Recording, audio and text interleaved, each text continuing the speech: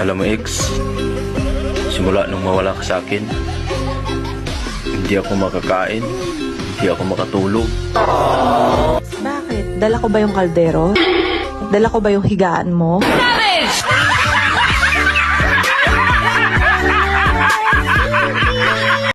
Mas masarap kainin yung tahong na bata pa.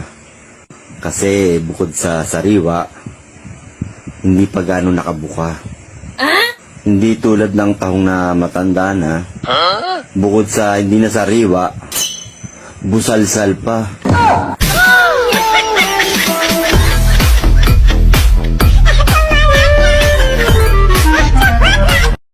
Maghiwalay na lang tayo, Han.